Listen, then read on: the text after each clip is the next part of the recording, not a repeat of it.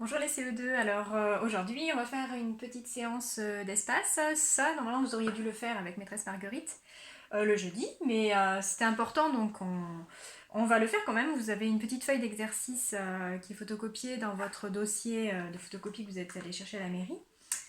Donc il faut regarder cette vidéo d'abord et puis ensuite vous pourrez faire les exercices sur la fiche. Alors je vous présente deux objets que vous connaissez, que vous avez vus l'année dernière. Ici, ce que l'on appelle un globe, qui est en fait une sorte de maquette de notre planète, la planète Terre. Et puis une autre façon de représenter la planète Terre, ici, le planisphère. Vous vous souvenez certainement de ces deux mots.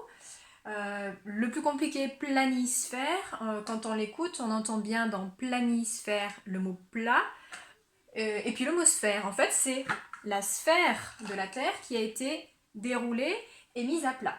Ce qui est du coup plus pratique pour observer des choses parfois que le globe. Le globe pourtant reste le plus fidèle puisque c'est lui qui nous permet de voir la forme des morceaux de terre et des océans qui sont sur notre planète.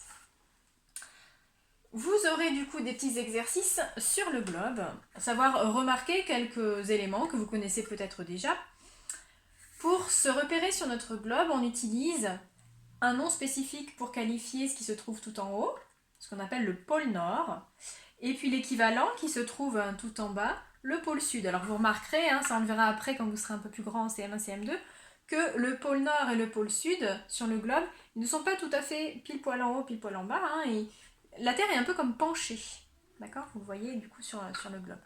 Donc pôle Nord, pôle Sud, qu'est-ce que vous avez à connaître aussi? Cette fameuse ligne là, vous la voyez en noir, une ligne imaginaire, elle n'existe pas en vrai. Si on va se promener en vrai sur, par exemple, ici au Kenya, il y a cette ligne qui passe, il n'y a pas de marquage spécifique, en tout cas pas forcément.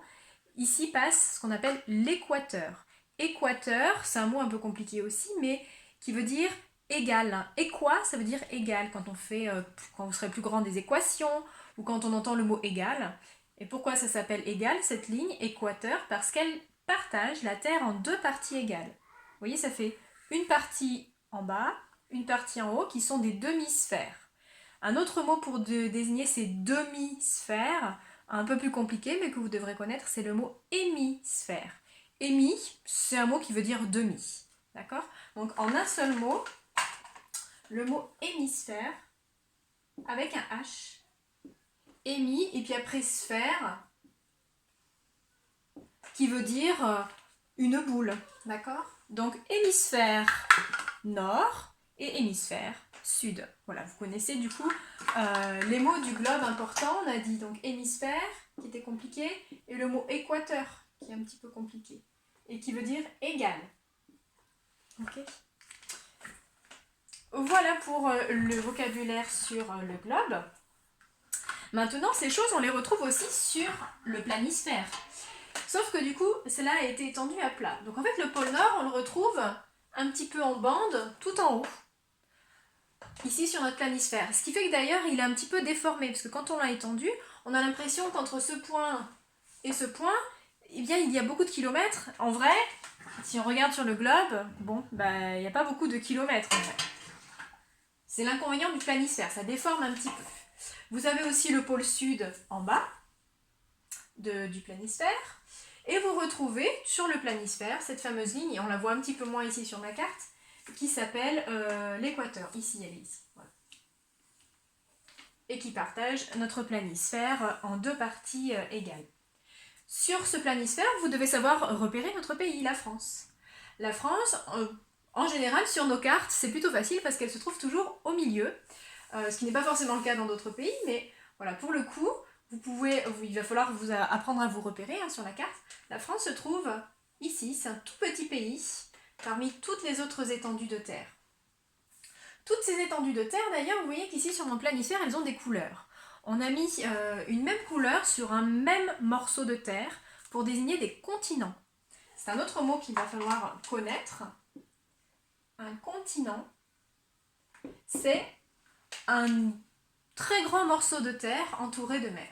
Vous avez par exemple ici un premier grand continent qui s'appelle l'Amérique. Alors souvent, on désigne un peu deux sortes d'Amérique parce que vous voyez qu'ici, un tout petit passage et qui fait qu'il y a une sorte de séparation entre les deux. On dit souvent Amérique du Nord, Amérique du Sud, et puis au milieu ici, Amérique centrale ou Amérique latine. Ça existe aussi pour d'autres raisons, mais voilà, vous pouvez retenir Amérique centrale. Dans l'exercice que vous aurez à faire, de toute manière, vous n'aurez qu'à utiliser seulement le mot Amérique pour tout ce continent ici qui est vert. Un autre continent qui est bien délimité aussi, vous voyez qu'il est tout entouré de mer, sauf ici, là, où on a créé un petit passage, mais ce continent s'appelle l'Afrique. Donc vous le connaissez en général aussi. Il faudra savoir les placer, ces continents, et savoir les écrire. Hein.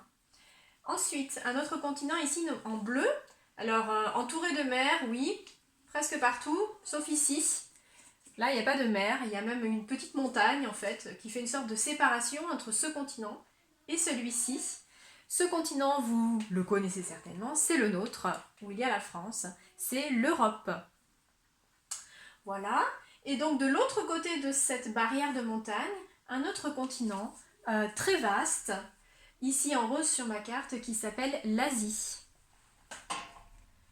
Et enfin, un autre continent ici, alors où il y a la grande île Australie, mais il y a aussi tout un autre ensemble d'îles qui sont toutes petites. Alors ici un peu jaune, vous ne les voyez peut-être pas très bien, peu importe. En tout cas, cet ensemble d'îles forme ce que l'on appelle l'Océanie. Donc ces continents, vous aurez à les replacer sur la carte dans l'exercice. Ne vous inquiétez pas, ils vous seront notés dans la légende. Hein. Vous aurez les noms écrits, vous saurez les recopier sans erreur d'orthographe.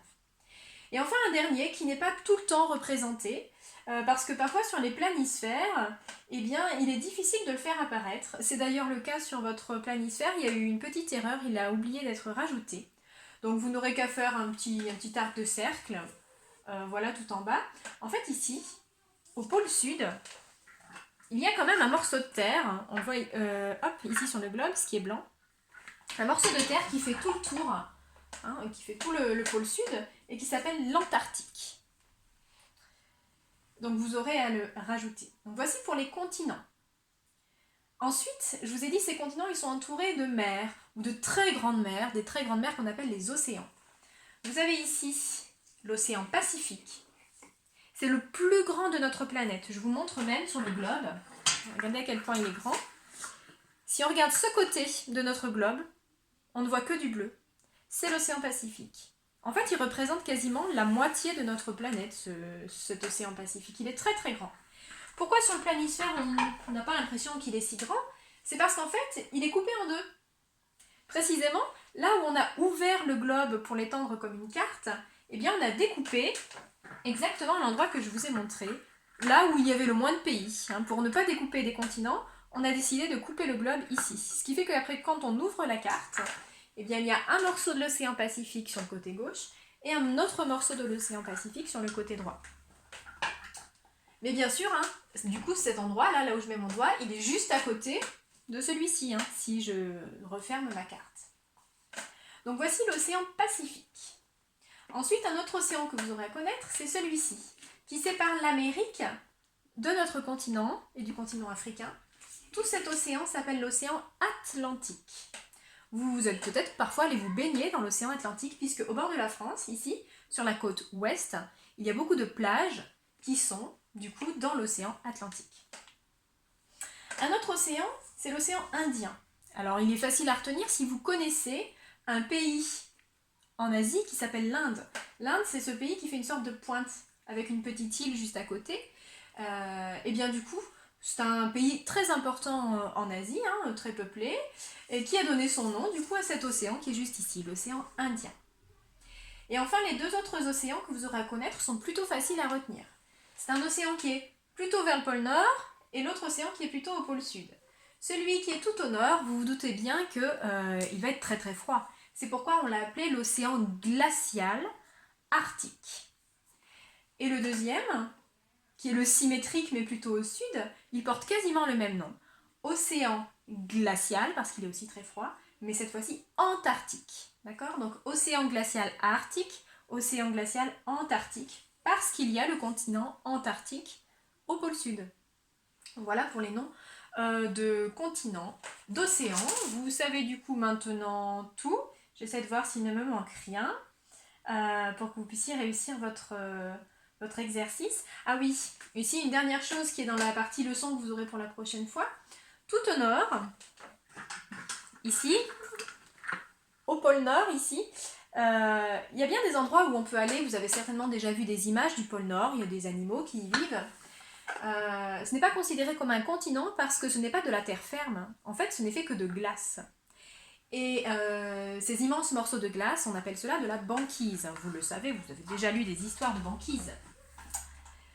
Voilà pour le dernier mot. Donc l'objectif, je vous rappelle, pour vous en CE2, c'est de savoir placer sur une carte les différents continents, Amérique, Europe, Asie, Afrique, Océanie, Antarctique, de savoir placer Océan Pacifique, Océan Atlantique, Océan Indien, Océan glacial Antarctique, Océan glacial Arctique, de connaître les mots-clés du globe,